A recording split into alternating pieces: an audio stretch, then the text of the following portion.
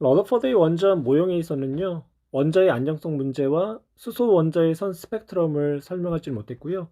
그에 따라서 같은 대학의 동료였던 보어가 수소 원자 모형을 통해서 러더퍼드의 원자의 한계점을요, 잘 설명할 수 있는 새로운 원자 모형을 제시를 했어요. 보어의 수소 원자 모형을 설명하기 전에 앞서서 수소 원자의 선 스펙트럼에 대해서 설명할 텐데요. 먼저 햇빛과 수소 방정관에서 발생하는 빛을 분광기 즉 프리즘을 통과시키면 파장에 따른 빛의 굴절률에 따라서 빛이 분산이 돼요. 이때 수소 원자의 선 스펙트럼에 의해서는요, 불연속적인 선이 나타나고요. 반면에 햇빛에서는 연속적인 색의 띠가 나타나게 되죠. 다시 러더퍼드의 원자의 한계점으로 돌아가서요, 원자의 안정성 문제가 발생을 했는데요. 고전 전자기학 이론에 의하면요, 대전된 입자가 가속운동할 때, 즉 원자핵 주위를 원운동할 때는요, 전자기 8을 방출하게 되고요.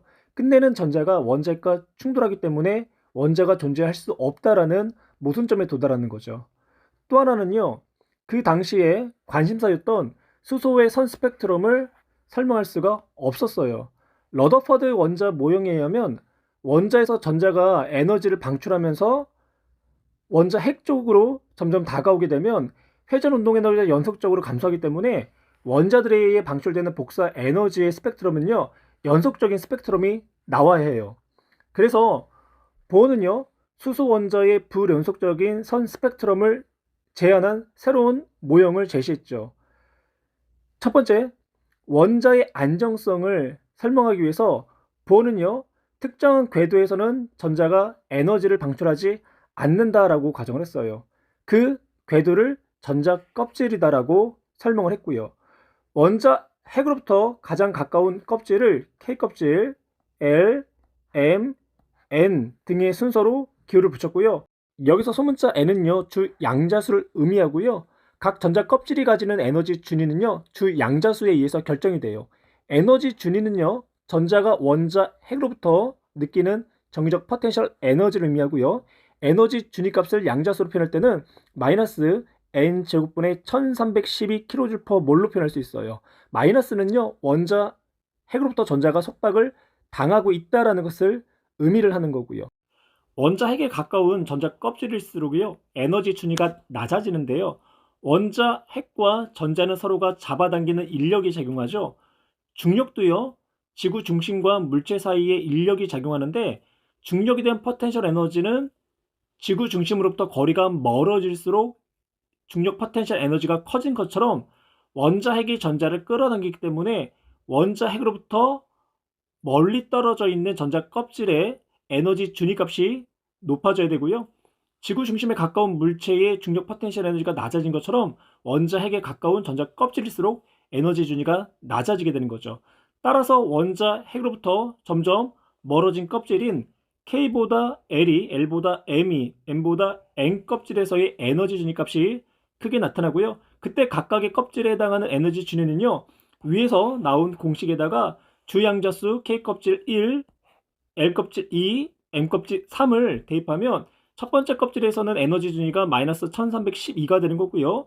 두 번째 껍질에서는요, 마이너스 2의 제곱 1312, 세 번째 껍질에서는 3의 제곱 1312, 네 번째 껍질에서는 4의 제곱 1312의 값으로 불연속적인 에너지 값이 나타난다라는 거예요. 그러면 전자가 첫 번째 껍질에 있다가 예를 들어서요, 네 번째 껍질로 올라갔다가 다시 첫 번째 껍질로 떨어진다고 가정할게요. 그렇다면 네 번째 껍질에 해당하는 에너지 준위에다가 첫 번째 껍질에 해당하는 에너지 준위의 차이에 해당하는 전자기파가 방출하게 되는 거죠. 이때 네 번째 껍질을 등등 상태라고 표현하고 첫 번째 상태를 바닥 상태로 한다면 네 번째와 첫 번째, 즉 들뜬 상태와 바닥 상태의 에너지 차이만큼 방출하기 때문에 수소의 불연속적인 선 스펙트럼이 그 에너지 차이에 의한 전자기파로 나타나는 거죠. 이처럼 보어는요, 전자 껍질을 도입함으로써 러더퍼드의 원자의 안정성 문제를 해결했고요. 또한 바닥 상태와 들뜬 상태의 에너지 준위의 차이를 통해서 에너지가 방출하거나 흡수할 때 그 에너지 차이만큼 흡수나 방출한다는 내용을 통해서 선 스펙트럼을 설명할 수 있었던 거죠. 다시 바닥 상태와 들뜬 상태를 설명하면요, 바닥 상태는 원자가 가장 낮은 에너지를 가진 안정한 상태를 이야기하는 거고요. 들뜬 상태는요, 바닥 상태의 전자가 외부로부터 에너지를 흡수하게 되면 높은 상태의 에너지 준위로 전이하는데, 이때를 들뜬 상태 혹은 불안정한 상태다라고 표현할 수 있어요. 바닥 상태의 껍질에 놓인 전자가요, 들뜬 상태의 전자 껍질로 전이하기 위해서는요, 두 에너지 준위 차이만큼의 에너지를 흡수하면 되고요. 반대로 들뜬 상태의 껍질에 놓여 있는 전자가 바닥 상태의 껍질로 전이할 때는요, 역시 마찬가지로 두 에너지 준위 차이만큼의 에너지를 방출하게 되죠. 수소 원자의 스펙트럼 계열을 보면요, 라이먼 계열, 발머 계열, 파센 계열이 있고요. 라이먼 계열은 들뜬 상태의 전자 껍질이 두 번째 껍질 이상에서 첫 번째 껍질로 전이할 때 방출되는 자외선 영역이 되는 거고요. 발머 계열은요, 들뜬 상태가 세 번째 이상의 껍질에서 두 번째 전자 껍질로 전이할 때의 가시광선 영역. 발머 계열은요, 들뜬 상태가 네 번째 껍질 이상에서 세 번째 전자 껍질로 전이할 때의 적외선 영역이 돼요. 어떤 수소 원자의 스펙트럼 계열이 됐던 간에요, 파장이 짧아지는 쪽으로 갈수록 스펙트럼의 간격이요, 점점 좁아진다는 것을 알 수 있어요. 이는요, 주양자수가 클수록 에너지 준위가 높아지고 이웃한 두 전자 껍질의 에너지 차이가 작아진다라는 것을 의미하지요. 수소 원자의 에너지 준위와 전자 전위에 대해서 좀 더 깊이 살펴보면요, 주양자수가 n인 전자 껍질에서의 에너지 준위, 전자의 정기적 포텐셜 에너지는 마이너스 주양자수의 제곱분의 1312가 되는 거고요. 단위는 킬로줄 퍼 몰이었죠. 이때 1311을요, 상수 K로 놓을 거예요. 그러면 다음같이 나타낼 수 있고, 이때 주양자수 값이 클수록 에너지는 높아지겠죠. 원자 핵으로부터 전자의 위치가 더 멀리 떨어지기 때문에. 이때 이웃한 전자 껍질 사이의 에너지 간격은요, n의 제곱으로 나타낼 수 있기 때문에 점차 좁아진다는 거죠. 이때 전자가 들뜬 상태가 되거나 혹은 들뜬 상태에서 바닥 상태가 될 때 에너지를 흡수하거나 방출하게 되는데, 이때는 전자기파 형태로 에너지를 방출하거나 흡수를 해요. 이때의 에너지는요, 프랑크 상수에다가 전자기파의 진동수를 여기서는 F로 표현할게요. 혹은 빛의 파장분의 빛의 속도로 나타낼 수 있죠. 진공 중에서의 빛의 속도를 C라고 한다면 빛의 속도는 파장 곱하기 진동수, 진동수 곱하기 파장으로 나타낼 수 있기 때문에 진동수는 파장분의 빛의 속도로 나타낼 수 있는 거고, 에너지 준위 차이가 큰 전자 전위의 경우는요, 그만큼 전자기파의 진동수가 크겠죠. 큰 만큼 파장은 짧다라는 거. 따라서 에너지 준위 차이가 가장 큰 라이먼 계열이요, 파장이 가장 짧고요. 에너지 준위 차이가 가장 큰 파센 계열이 파장이 가장 긴 스펙트럼을 방출하는 거예요. 발머 계열을 통해서 E의 위치와 D의 위치가 어디서 어디로 전이가 되는지를 살펴볼게요. 발머 계열은 주양자수가 3 이상인 곳에서 주양자수가 2인 곳으로 전이가 되죠. 그러면 이때 방출되는 에너지가 가장 작은 전이는요, 주양자수가 3에서 2로 전이될 때고요. 그 다음은 4에서 2, 그 다음은 5에서 2, 그 다음에는 6에서 2, 이렇게 될 거예요. 그러면 3에서 2일 때가 에너지 준위 차이가 가장 작기 때문에 이때 방출되는 빛의 진동수는 가장 작고 파장은 가장 길어야 되겠죠. 발머 계열 중 2의 위치가요, 가장 파장이 길기 때문에 2의 위치가 3에서 2로 전이될 때 방출되는 스펙트럼이 될 거예요. 그리고 그 옆에가 4에서 2가 되는 거고, 그 옆에 스펙트럼이 5에서 2. 그러면 D의 경우가 발머 계열 중 파장이 가장 짧지요.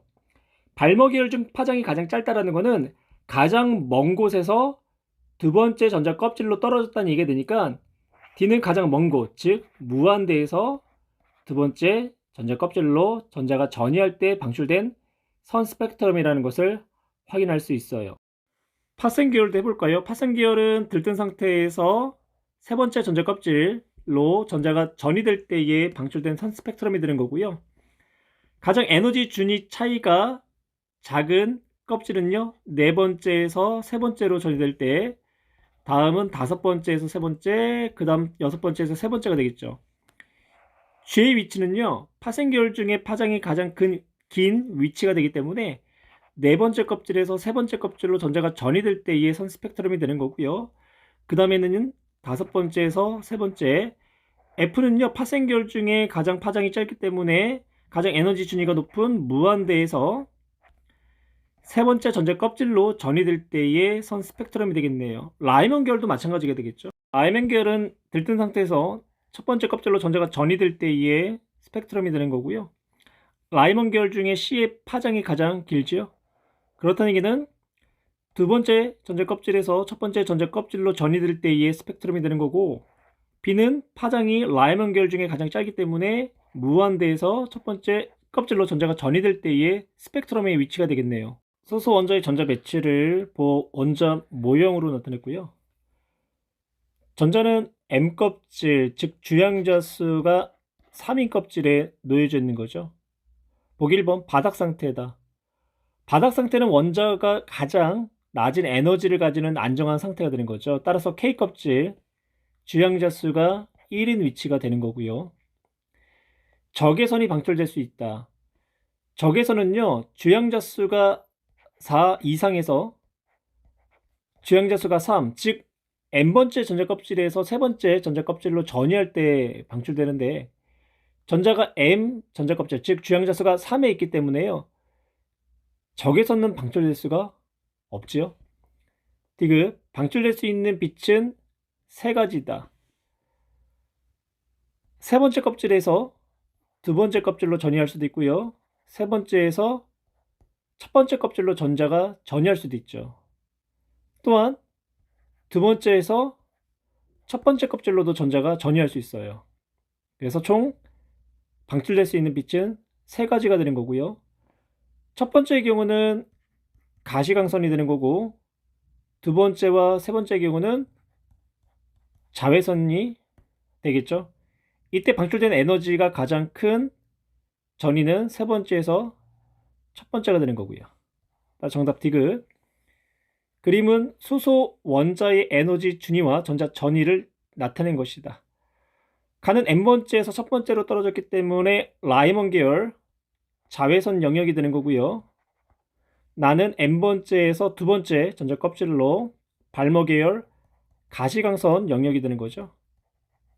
다는 n번째에서 세 번째 파생 계열 적외선 영역이 되는 거고요. 가나다에 해당하는 스펙트럼의 계열의 이름과 방출되는 빛이 속한 영역의 이름을 각각 쓰시오.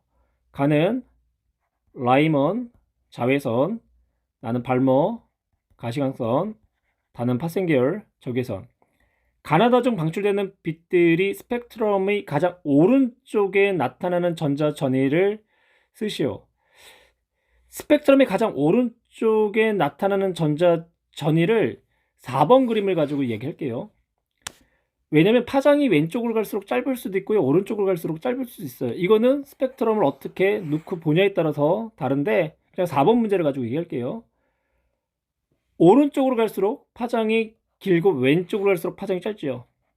그러면 가나다 중에 가장 오른쪽에 위치했다는 것은 파장이 가장 긴 영역, 즉 적외선인 파생 계열이 되겠네요. 다음 3번으로 갈게요.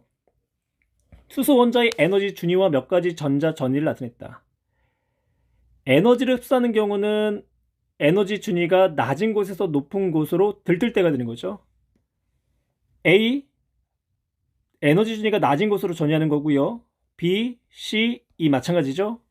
하지만 D는요, 첫 번째 껍질에서 무한대인 거예요. 무한대 껍질로 전자가 전이한 모습이에요. 즉 들뜬 상태가 되기 때문에 그만큼에 해당하는 에너지를 흡수해야 되겠죠. 그래서 옳은 내용이 되는 거고, 방출되는 빛 에너지의 B는 C와 E가 3대 1이다. C는요, 두 번째 껍질에서 첫 번째 껍질로 전자가 전이될 때, E는 무한대에서 두 번째 껍질로 전자가 전이가 될 때죠. 이때 n번째 껍질에 놓여있는 전자의 에너지 준위는요, 마이너스 n 제곱분의 1312kJ/몰인데 마이너스 1312를요 마이너스 k로 넣을게요. 그러면 두 번째 껍질에 있을 때는 마이너스 4분의 k가 되는 거고, 첫 번째 껍질에 있을 때는 1분의 k가 되죠. 이때 에너지 준위의 차이는요 4분의 3k가 되는 거고요. 무한대 놓여 있을 때의 에너지 준위는 0이 되는 거죠. 거기에 두 번째 껍질에 있을 때의 에너지 준위는 4분의 k, 그러면 4분의 1k 값이 나오겠네요. 따라서 3대 1의 값이 된다. 옳은 내용이 되는 거고, 가장 짧은 파장의 빛, 즉 에너지 준위의 차이가 가장 큰데, 이때 주양자 수가 1인 전자로 전이될 때의 자외선이 거기에 해당하겠죠. 그러면 A와 C 중에 하나인데 A가 더 에너지 준위가 크기 때문에 가장 짧은 빛의 파장이 나오는 경우고요. B는 가시광선이기 때문에 가장 짧은 파장의 빛에 해당되질 않겠네요. 옳지 않은 내용. 4번은요. 그림은 수소 원자의 선 스펙트럼의 일부를 나타냈고요. 이에 대한 설명으로 옳은 것을, 그리고 옳지 않은 것을. 파장대가요 410에서 656 나노미터면요 우리 눈에 보이는 가시광선 영역대가 되고요. 그림에서와 같이 B의 위치는 빨간색, 그리고 초록색, 파란색, 보라색의 위치가 나와 있어요. 즉 우리 눈에 보이는 가시광선 영역대라는 거. 그렇다는 얘기는 가시광선 영역대 발모 계열이 되는 거죠. 발모 계열은 n번째 들뜬 상태에서 두 번째 껍질로 전이가 됐을 때, 그럼 B는 발모 계열 중 파장이 가장 길기 때문에 세 번째 껍질에서 두 번째, 순서대로 네 번째에서 두 번째, 다섯 번째에서 두 번째, A는 여섯 번째에서 두 번째로 전이가 될 때가 되겠네요. 1번, 주양자 수가 3 이상에서 주양자 수가 2로 전이될 때 방출된다. 이 옳은 내용이 되는 거죠. 발모 계열. 에너지는 B가 A보다 크다. 파장이 짧은 A가 더 에너지가 크겠죠. 옳지 않은 내용. 수소의 에너지 준위가 불연속적이기 때문에 나타난다. 그렇죠. 옳은 내용이 되는 거고요.